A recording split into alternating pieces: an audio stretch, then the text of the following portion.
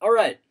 So about 6 months ago, I promised Drex that I would do a video review of the contact poi that I bought from him. Now, I will say when I first got these, I was a complete beginner in all things contact poi. I'd been spinning for 3 or 4 years by then, and I'd never touched a pair of contact poi in my life. I'd attempted to make my own pair of contact poi with lacrosse balls and some really rigid nautical rope, actually, and that did not end well. I think I ended up giving those to someone who was getting into poi. So, I went and I ordered these. Now, I ordered myself the orange 100 millimeter 22-inch black lanternsmith rope with 6 washers in a PX3 knob orange. Now, if you don't know what any of that stuff means, then continue watching. Now, first off, what is contact poi? Contact poi is a form of poi that integrates contact juggling with poi. Pretty self-explanatory. If you don't know what contact juggling is, you've probably seen it if you've seen Labyrinth or if you watched any of those Fushigi commercials. Most contact jugglers hate that. It's basically you got yourself a crystal ball, you see a lot of isolations and cool stuff like that. I mean, that's the biggest move, is the butterfly. Well, not the biggest. You see a lot of body rolls, in which, it goes down and across someone's chest. I first heard of it when my grandmother came to me and told me about this guy in the park that was doing cool stuff with a crystal ball. But, contact juggling with poi. Now, the biggest difference is between a regular contact juggling stage ball and contact poi is the fact it has a rope running out of it and a handle, which is so weird because, you've never seen that kind of stuff in poi before. Oh, wait. So, secondly, who is Drex? Drex is a poi spinner, obviously, who runs a blog with technical poi musings and tutorials. His tutorials are phenomenal. I learned everything contact poi from those. A few of the moves that you'll normally see with contact poi are forearm rolls, in which you toss the poi up, you catch it on the back or the inside of your hand, and you allow it to roll down as the tether comes around, and it comes off of your forearm and rolls around, you catch the tether, you look really cool. It's a really good move and style to have in your toolbox. Now, you can buy these from DrexFactor.com/store, and, well, let's just dive into your basic contact poi construction. Your basic contact poi construction will consist of 1. A stage ball, contact juggling stage ball. 72, 81, 93, and 100 millimeters, I believe, are the sizes. I am probably wrong on that. Now, you take yourself a rope and you put that inside of the ball, and suddenly you have poi. Now, all contact poi that I have seen also have a knob on the end. The knob is so that you have a counterweight for your contact poi moves, also so that you have a way to grip the leash. So, what makes Drex's contact poi different? First off, he uses Mr. Babash stage balls. I personally love these. Compared to the ones that I made with Home of Poi stage balls, these are nice and soft. Now, when I was first ordering contact poi, just to show you how much of a beginner I was, I actually thought that contact balls were solid. They're not. They're actually hollow, and they're pretty squishy, and you can seriously take a good hit with these. I continued on through that sentence, despite just hitting myself in the temple. However, the alternative, in this case a Home of Poi stage ball, is very, very rigid. Now, that to me is a bad thing. I'm sure there are poi spinners out there who would prefer a rigid ball. I'm not necessarily sure why. But I've got to say the Mr. Babash stage ball does make a difference to me. The rigid one's a little bit heavier, which is a pro to it, but it's not notably heavier, or not considerably heavier, I should say. So, then your second component is your leash. Now, how is the leash attached to the ball? Most people cut a slit in the bottom of the ball, which is standard. Everybody does that. It actually doesn't matter that much. When I was just beginning, I noticed that there was a little patch in the slit that wasn't fully glued, and I freaked out, and I thought that was the end of the world. It doesn't really matter. I actually emailed Drex about it, and that, in addition to the fact I'd frayed my ropes, because I thought that you could do hyperloops without swivels. You can't do hyperloops without swivels. So rope kind of got frayed. I told him about both of these things, and on both occasions he said, "Oh, that is absolutely grounds to send back your poi. I will make sure that that kind of stuff doesn't happen to you again, and I will completely replace your set of poi. No problem, no questions asked. I'll pay postage, everything." Great guy. Now, going back on topic, most people just tie a knot in the string after a rope tether after putting it through the hole, and pull it through and leave it there. Drex, I believe, uses a different attachment method, which, personally, I much prefer. You can put a lot of pressure on the outside of the ball, because it's not tied in with a knot. It's actually tied in with a washer. Now, if you have any knowledge of physics, you will know that having a washer in here increases the surface area from just a tiny little knot, which would be just around the outside, to a larger area, so that you can actually pull on it. So, Drex uses a washer. So, he runs it through the washer, he ties it off there, or melts it off so that it stays inside the washer, and then he pulls it through.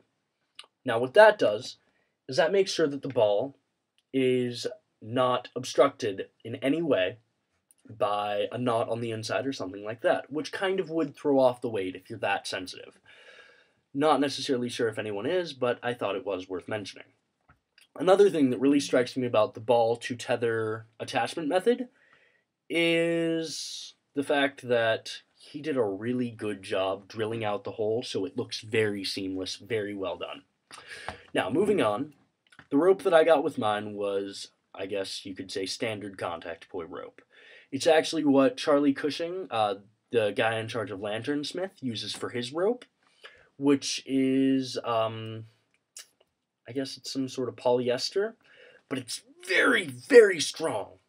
And I haven't had any issues with it. I actually frayed it, like I mentioned earlier, by trying hyperloops. Once again, don't try hyperloops without swivels.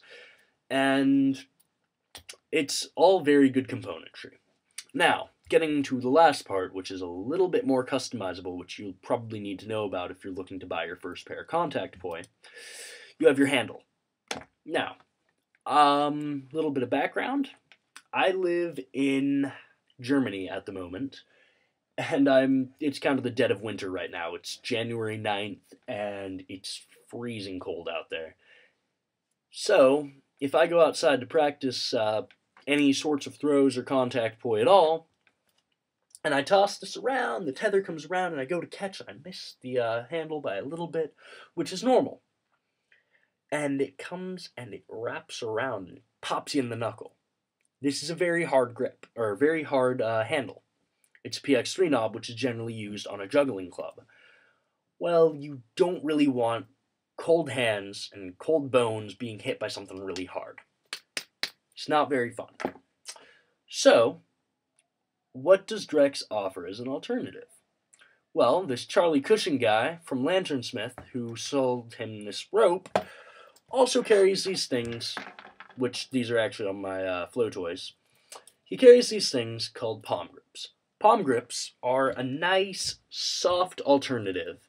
You can, take a serious beating from these. And they're just a really nice, soft knob.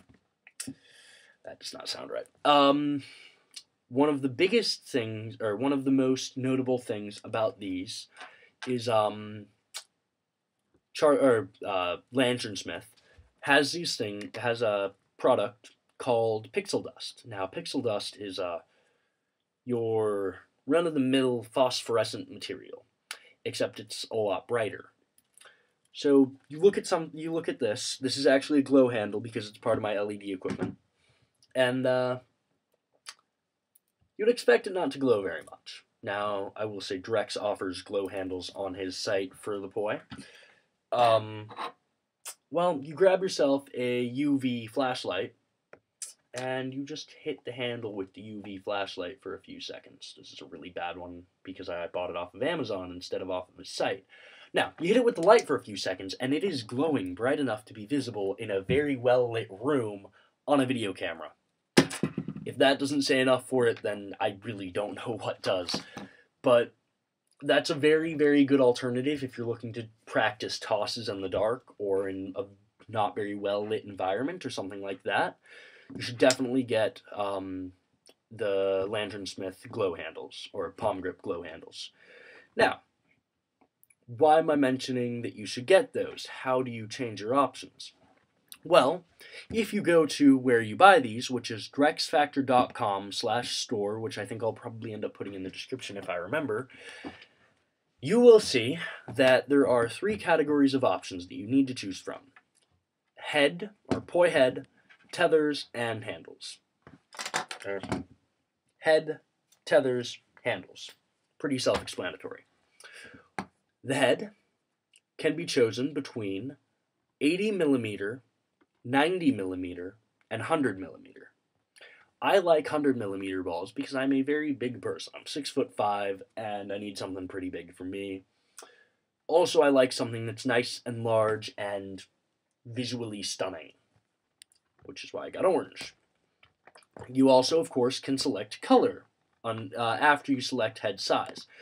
Head color can be selected from red, orange, green, blue, and white. I'm reading this off of his site right now. One thing that probably is notable is I have heard that white stage balls, especially vinyl, which these are, tend to be more rigid because of some sort of dye stuff or something. Personally, I have not seen or tried Mr. Babash white stage balls, but I wouldn't really risk it because I prefer being hit by something soft. But hey, that's just me. Now, another option is tether type. You can select black or white, this kind of rope, which is if you're looking for a more traditional type of contact poi. Or if you're looking at doing hyperloops with your contact poi, or you want a fancier type of rope or something like that, you can get flow leash or flow cord with it. Now, flow cord will come with swivels, which, give me 2 seconds, there we go. Flow cord comes with swivels. Swivels, you will probably know, just allow for free rotation of the poi itself. This is notable if you want to do hyperloops and things like that. Add $5 onto the price for that, and you can get flow cord. Now, then you select length. What do you do with length? Well, personally, I ordered a 22-inch length because I was a beginner. I just went with something in the middle. You can get 20, 22, and 24. So, in hindsight, I should have gotten 24 because I prefer my contact poi a little longer. Then again, quite a few people do right now, given the whole Keith Marshall craze. If you don't know who Keith Marshall is, it's some guy that, he's Irishman or Scotsman, who is, I think he's mostly a juggler, and he does some really crazy stuff with really long contact poi. Body rolls, the whole shebang. It's really cool. Look him up, whatever. And, anyways, you can select 20, 22, or 24-inch handles. Your handle type, however, is going to be probably your biggest dilemma. You can select white, red, orange, green, or blue PX3. These all are coordinated with the head colors. You can select white, red, orange, green, or blue poi heads. But the other option that you have is you can get a white, red, orange, green, or blue palm grip. Now, palm grip is the non-glow option of this. Very soft, very nice. I've used them before. They make a very good grip. Now, the final option is going to be clear or glow palm grip. The glow ones are going to be a little bit more expensive because they glow in the dark and they use this awesome phosphorescent technology. So, once you have everything picked out, you select your quantity. The quantity, of course, is the number of poi, not pairs. I guess he's had issues with that in the past, but you should definitely make sure to get a pair, not to order a single one, which, in hindsight, I should have ordered 3 because I lost one, but hey, no worries there. So, overall, DrexFactor is definitely a good place to buy contact poi. There are a few alternatives out there, such as Home of Poi, Masterong's Prop Shop, and places like that. They all offer them. You can make them yourself, but as a beginner, I would never have thought of or tried making them myself. So, I can definitely say, out of all the poi that I've made or bought, contact poi that I've made or bought, Drex's definitely hold up as some of the best. He did a phenomenal job putting these together. I've had no issues with them, and every issue I've had, he's completely backed up, and great guy, would be completely willing to fix any problem that I had with them, and I definitely would support that you buy them from Drex. Explore your options, of course. I believe you can get a completely different set of componentry from Masterong's Prop Shop, and Home of Poi, of course, is going to use the Home of Poi really hard ball that I used, so I never actually ordered some from there. Now, of course, explore your alternatives, check out what else you can get, and good luck looking for your next set, or first set, or last set, if you buy these, of contact poi. Thank you very much.